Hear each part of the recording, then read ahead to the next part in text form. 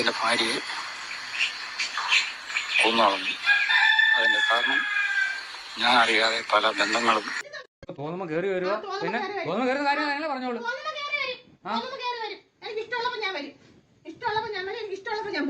വഴിവിട്ട ജീവിത രീതിയാണ് ഭർത്താവിനെ പ്രലോഭനത്തിലേക്ക് ഇങ്ങനെ കൊണ്ടുപോയി എത്തിച്ചത്.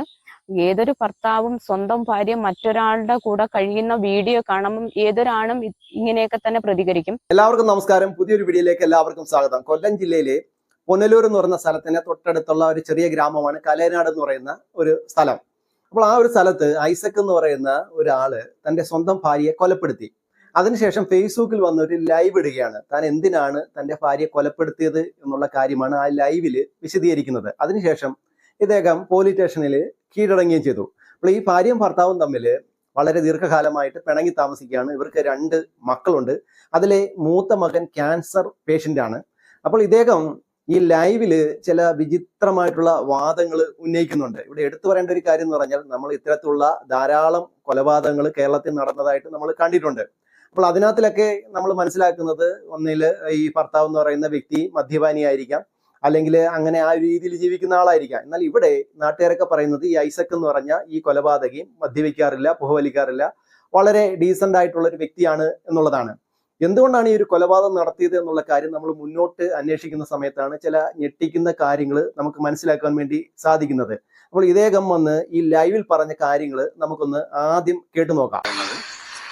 ഞാൻ എൻ്റെ ഭാര്യയെ കൊന്നളഞ്ഞു. അതിൻ്റെ കാരണം ഞാൻ അറിയാതെ പല ബന്ധങ്ങളും ഞാൻ അറിയാതെ വീട്ടിൽ നിന്ന് സ്വർണ്ണങ്ങളെടുത്ത് പണയം വെക്കുകയും അതുപോലെ തന്നെ ഞാൻ പറഞ്ഞാൽ കേൾക്കാതെ ഇഷ്ടമുള്ള രീതിയിൽ പോവുകയും വരികയും ചെയ്തുകൊണ്ടിരിക്കുകയായിരുന്നു. എനിക്ക് 2 മക്കളാണ്. മൂത്തവൻ ക്യാൻസർ പേഷ്യൻ്റാണ്. അവർക്ക് അതിലൊന്നും ഒരു വിഷമവുമില്ല. അവർ ആഡംബര ജീവിതം നയിക്കണം. ഉണ്ടാക്കിയ മുതലുകളെല്ലാം നശിപ്പിച്ചു. അത് കഴിഞ്ഞപ്പോൾ അവൾ അമ്മയുടെ കൂടെ പോയി താമസിക്കുകയാണ്. അപ്പോൾ അതിൽ എനിക്ക് വിഷമമില്ല. ഞാൻ കഷ്ടപ്പെട്ടുണ്ടാക്കിയ വീട്ടിലാണ് ഞാൻ താമസിക്കുന്നത്. അവിടെ വരികയും അവിടെ വന്നിട്ട് ആ വീട്ടിൽ നിന്ന് ഇറങ്ങിത്തരണമെന്നും ഒരു 5 പൈസയുടെ മുതൽ അവർക്കില്ല. അതുപോലെ എനിക്ക് വിഷമമില്ല. പക്ഷേ എങ്കിലും ഡീലിൽ തന്നെ അനാവശ്യം പറയുകയും അനാവശ്യമായിട്ടുള്ള രീതിയിൽ പോവുകയും ചെയ്തതിൻ്റെ പേരിൽ മാത്രമാണ് ഞാൻ ചെയ്തിരിക്കുന്നത്. അത് എൻ്റെ അടുത്തുള്ള എൻ്റെ നാട്ടിലുള്ള ആൾക്കാരുമായിട്ട് ഒന്ന് അന്വേഷിച്ച കാര്യങ്ങൾ അറിയാം. ഈ ഐസക് എന്ന് പറഞ്ഞ ഈ കൊലപാതകി ഈ ലൈവിൽ പറയുന്ന കാര്യങ്ങളോടൊന്നും നമുക്ക് യോജിക്കാൻ വേണ്ടി സാധിക്കത്തില്ല. അതായത് പറയുന്നത്, ഇദ്ദേഹം പറയുന്നതനുസരിച്ച് ഈ പറഞ്ഞ ഭാര്യ ജീവിക്കുന്നില്ല എന്നുള്ളതാണ്. അപ്പോൾ ഈ ഭാര്യ എന്ന് പറയുന്നത് ഒരു വ്യക്തിയാണ്. അവർക്ക് അവരുടേതായിട്ടുള്ള സ്വാതന്ത്ര്യമുണ്ട്. പിന്നീട് ഇദ്ദേഹത്തിന്റെ പേരെഴുതിയ സ്വർണം വിറ്റ് വണ്ടി വാങ്ങിച്ചു എന്നാണ് പറയുന്നത്. രാത്രി കാലങ്ങളിൽ എങ്ങോട്ടൊക്കെ പോകുന്നു, പിന്നീട് തിരിച്ചു വരുന്നു. ഇദ്ദേഹത്തോട് അനുവാദമൊന്നും ചോദിക്കുന്നില്ല. അങ്ങനെയുള്ള പല കാരണങ്ങളാണ് ഇദ്ദേഹം ഈ കൊലപാതകത്തിന് വേണ്ടി പറയുന്നത് എന്നുള്ള കാര്യമാണ് നമുക്ക് മനസ്സിലാക്കാൻ വേണ്ടി സാധിക്കുന്നത്. എന്നാൽ അവിടുത്തെ നാട്ടുകാർ പറയുന്നത് ഇത്തരത്തിലുള്ള ആരോപണങ്ങളൊക്കെ അടിസ്ഥാനരഹിതമാണ്. ഈ പറഞ്ഞ ഈ കൊല്ലപ്പെട്ട യുവതി വളരെ കാര്യമായിട്ട് ഈ മക്കൾക്ക് വേണ്ടി പല വീടുകളിലൊക്കെ തൊഴിലെടുത്ത് അല്ലാതുള്ള കാര്യങ്ങളൊക്കെ ചെയ്ത് പണം സമ്പാദിച്ചാണ് ഈ മക്കളെ നോക്കുന്നത്. വളരെ കാലമായിട്ട് ഇവർ പിണങ്ങിയാണ് താമസിക്കുന്നത്. ഇവിടെ എടുത്തു പറയേണ്ട ഒരു കാര്യം എന്ന് പറഞ്ഞാൽ, ഇവർ രണ്ടുപേരും പ്രണയിച്ച് വിവാഹം കഴിച്ചവരാണ് എന്നുള്ളതാണ് അവിടുത്തെ നാട്ടുകാരും പറയുന്നത്.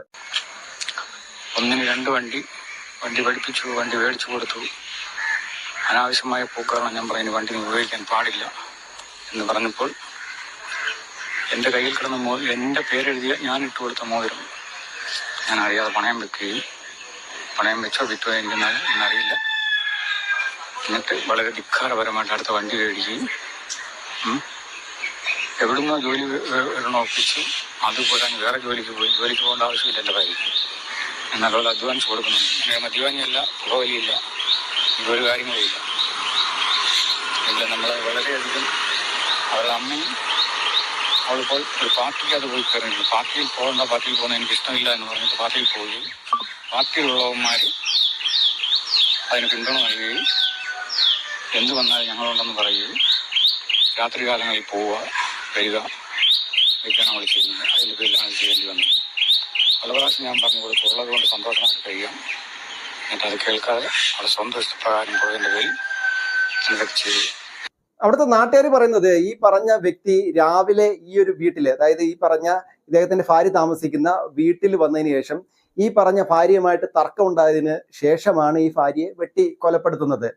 ഒത്തിരി അധികം വെട്ടുകൾ ഈ പറഞ്ഞ ഈ ഭാര്യയ്ക്ക് ഇദ്ദേഹം വെട്ടുകയും പിന്നീട് രക്തം വാർന്നാണ് ഈ പറഞ്ഞ ഈ സ്ത്രീ മരിക്കുന്നത് എന്നാണ് പറയുന്നത്. അതായത് അവിടെ വണ്ടിയൊന്നും ലഭിക്കാത്ത ഒരു സ്ഥലമാണ്. വണ്ടിക്കകത്ത് എടുത്തിട്ട് ഈ സ്ത്രീയെ ആശുപത്രിയിൽ എത്തിച്ചപ്പോഴത്തേന് മരണം സംഭവിച്ചു എന്നാണ് പറയുന്നത്. അപ്പൊ നാട്ടുകാരൊക്കെ ഈ വലിയ ബഹളങ്ങളൊക്കെ കേട്ടാണ് ഓടിയെത്തിയപ്പോഴാണ് ഇവര് വെട്ടുകൊണ്ട് കിടക്കുന്നത് ഈ നാട്ടുകാരൊക്കെ കാണുന്നത്.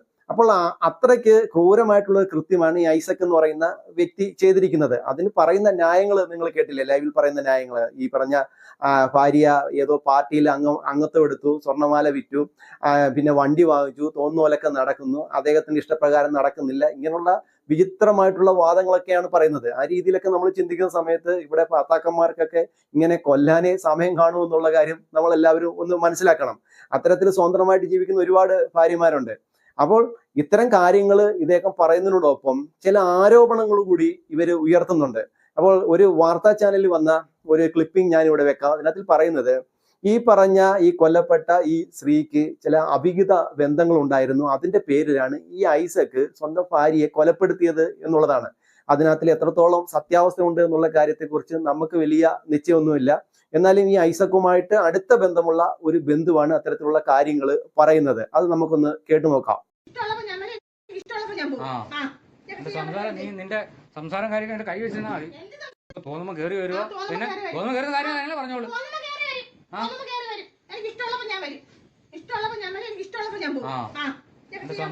നിന്റെ സംസാരം കാര്യം കൈ വെച്ചിരുന്നാ മതി.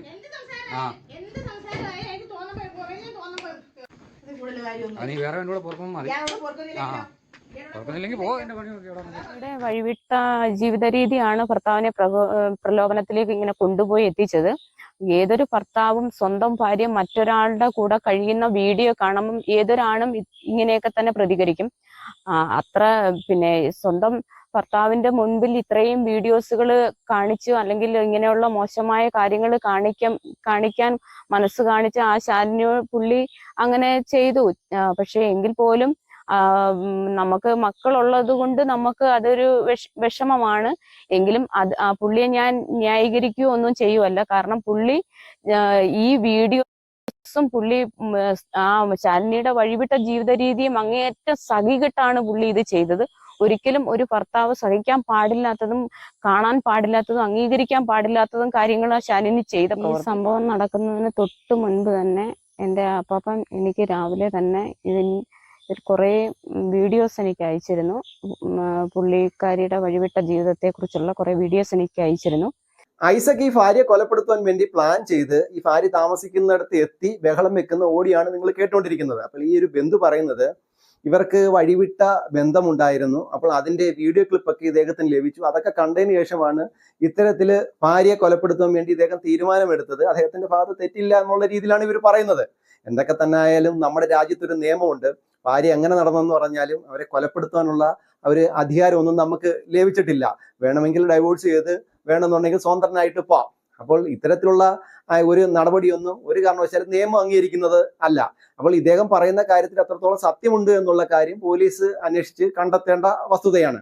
എന്നാൽ അതൊക്കെ കണ്ടെത്തി അതൊക്കെ ശരിയാണെങ്കിൽ പോലും അങ്ങനെ കൊലപാതകം ചെയ്യാനുള്ള അനുവാദമൊന്നും ഒരു ഭർത്താക്കന്മാർക്കും ഇല്ലല്ലോ.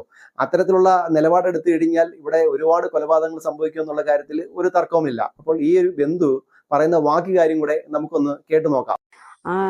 വീഡിയോ അതിനു മുമ്പ് കുറെ വർഷങ്ങൾക്ക് മുമ്പേ നമുക്ക് പുള്ളിക്കാരിയെ കുറിച്ച് കുറെ മോശം കാര്യങ്ങൾ അറിയാം. എങ്കിൽ പോലും ഒരു ജീവിതം അല്ലേന്ന് ഓർത്ത് നമ്മൾ അത് കുറെയൊക്കെ രണ്ടുപേരെയും പറഞ്ഞ് മനസ്സിലാക്കി വിട്ടു. പിന്നീട് വീണ്ടും ഓരോ തെറ്റും മറയ്ക്കാൻ വേറൊരു തെറ്റിലേക്ക് ചെന്ന് പുള്ളിക്കാരി പോയിക്കൊണ്ടിരിക്കുമായിരുന്നു. ഇതിനിടയിൽ ഒരു പാർട്ടിയുടെ ഒരു മീറ്റിങ്ങിനെന്ന് പറഞ്ഞ് പോയി കുറെ പൈസ അണ്ണാ DMK പാർട്ടി എന്ന് പറഞ്ഞൊരു പാർട്ടിയിലേക്ക് പോയി. പിന്നെ അതിൽ കുറെ പൈസകളൊക്കെ ആരുടെയൊക്കെ കയ്യിൽ നിന്ന് വാങ്ങുകയും അതിൽ ജാമ്യം നിൽക്കുകയും കുറെ പണയം വെച്ച് കുറെ സ്വർണങ്ങൾ പലർക്കും പൈസകൾ കൈമാറുകയും ചെയ്തു. ഇതിനെ ചൊല്ലിയൊക്കെ നിരന്തരം വീട്ടിൽ വഴക്ക് ഉണ്ടാകാറുണ്ടായിരുന്നു. പുള്ളിക്കാരിയുടെ ചില തെറ്റായ നടപ്പും തെറ്റായ ജീവിത രീതിയുമാണ് ഈ ഒരു വിഷയത്തിലേക്ക് നയിച്ചത്. അതിന് പോകുന്നതിന് തൊട്ട് മുമ്പ് തന്നെ എൻ്റെ അപ്പാപ്പ എനിക്ക് എല്ലാ കാര്യങ്ങളും വീഡിയോ ആയിട്ട് എൻ്റെ ഫോണിലേക്ക് എല്ലാം അയച്ചു തന്നു. ഈ കൃത്യം നടക്കുന്നതിന് തൊട്ട് മുമ്പ് ഇവർ തങ്ങളിലുള്ള സംസാരവും അവിടെ ഒച്ചപ്പാടും ബഹളവും ഒക്കെ എൻ്റെ ഫോണിലേക്ക് പുള്ളി അയച്ചു തന്നതിന് ശേഷമാണ് ഈ കൃത്യം ചെയ്യുന്നത്.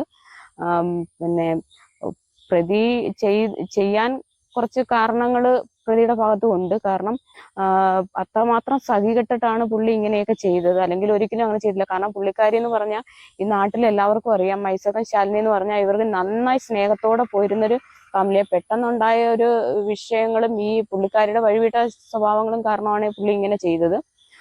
എങ്കിലും ജീവിതത്തിൽ ഇവർ രണ്ടുപേരും പ്രണയിച്ച് വിവാഹം കഴിച്ചതാണ് എന്നുള്ള കാര്യം ഞാൻ നേരത്തെ പറഞ്ഞല്ലോ. അത്തരത്തിൽ പ്രണയിച്ച് വിവാഹം കഴിച്ച് ഇവർക്ക് 2 മക്കളുണ്ടായി. അതിലൊരു മകൻ ക്യാൻസർ പേഷ്യന്റ് ആണ്.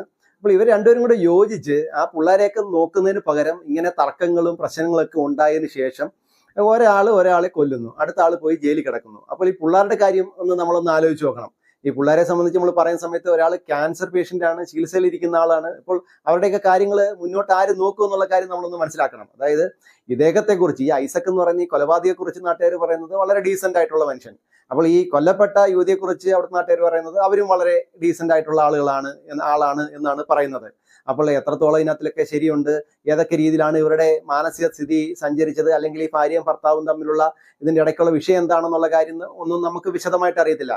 എന്നാലും പറയപ്പെടുന്ന ഒരു കാര്യം എന്താണെന്ന് ചോദിച്ചു കഴിഞ്ഞാൽ, ഈ ഐസക്കിന്റെ ശല്യം കൊണ്ടാണ് ഈ ഐസക്കിന്റെ വീട്ടിൽ നിന്ന് ഈ പറഞ്ഞ ഭാര്യ, കൊല്ലപ്പെട്ട ഈ ഭാര്യ സ്വന്തം വീട്ടിൽ പോയി താമസിക്കുന്ന ഒരു സാഹചര്യം ഉണ്ടായത്. അത് കൂടാതെ ഈ പറഞ്ഞ കൊലപാതകയുടെ ശല്യം ഇതിനു മുന്നേ സഹിക്കാൻ വയ്യാതെ പോലീസ് സ്റ്റേഷനിൽ കംപ്ലൈന്റ് കൊടുക്കുകയും പോലീസുകാർ വിളിച്ച് ചർച്ച ചെയ്യുകയൊക്കെ ചെയ്ത സബ്ജക്റ്റാണിത്. അപ്പോൾ ആ ഒരു സമയത്തൊന്നും ഇത് പരിഹരിക്കപ്പെട്ടില്ല. വീണ്ടും ഇങ്ങനെയുള്ള പ്രശ്നങ്ങൾ വീണ്ടും ഉണ്ടായി. പിന്നീട് ഇത് അവസാനം കൊലപാതകത്തിൽ ചെന്ന് അവസാനിക്കുന്ന ഒരു സാഹചര്യം ഉണ്ടാകുകയും ചെയ്തു. അപ്പോൾ ഇത്തരത്തില് തർക്കത്തിൽ ഏർപ്പെടുകയും ഇത്തരത്തിൽ യോജിച്ചു പോകാൻ കഴിയാത്ത ഭാര്യ ഭർത്താക്കന്മാർ പിരിഞ്ഞു താമസിക്കുന്നതിന് ഉപരിയായിട്ട് ഇത്തരം കൊലപാതകങ്ങൾ ചെയ്യുകയും ഇവർക്ക് ഈ ഒരു സ്നേഹബന്ധത്തിലൂടെ ഉണ്ടായ മക്കൾ അനാഥരായി തീരുകയും ചെയ്യുന്നു എന്നുള്ള കാര്യം വസ്തുത ഉള്ള കാര്യമാണ്. അത് വളരെ സങ്കടപ്പെടുത്തുന്ന ഒരു കാര്യം കൂടിയാണ്. അപ്പോൾ ഇവരെ സംബന്ധിച്ച് അവരുടെ ജീവിതത്തിനപ്പുറത്തേക്ക് ഇവർക്ക് സ്നേഹബന്ധത്തിലുണ്ടായ ഈ മക്കളെ കുറിച്ച് ഇവർ രണ്ടുപേരും ചിന്തിക്കുന്നില്ല എന്നുള്ളതാണ്. എന്തൊക്കെ പ്രശ്നങ്ങൾ ഉണ്ടായാൽ തന്നെ അതൊക്കെ മക്കളെ ഓർത്ത് രമ്യമായിട്ട് പരിഹരിച്ച് യോജിച്ച് താമസിക്കുക, അല്ലെങ്കിൽ വേർപിരിഞ്ഞ് രണ്ടായിട്ട് താമസിച്ചതിന് ശേഷം ഈ 2 മക്കളെയും നോക്കുക. ആ ഒരു ഉത്തരവാദിത്വം ഏറ്റെടുക്കാൻ വേണ്ടി രണ്ടുപേരും തയ്യാറായില്ല. അവസാനം ഈ ഒരു സ്ഥിതിയിലെത്തുകയും 2 കുഞ്ഞുങ്ങൾ അനാഥരായി തീരുകയും ചെയ്തു. ഈ ഒരു വിഷയത്തെക്കുറിച്ച് നിങ്ങളുടെ അഭിപ്രായം എന്താണ്? നിങ്ങളുടെ അഭിപ്രായവും നിങ്ങളുടെ ചിന്തയും കമന്റ് ബോക്സിൽ രേഖപ്പെടുത്തൂ. വേറൊരു വിഷയമായിട്ട് നമുക്ക് അടുത്ത വീഡിയോയിൽ കാണാം.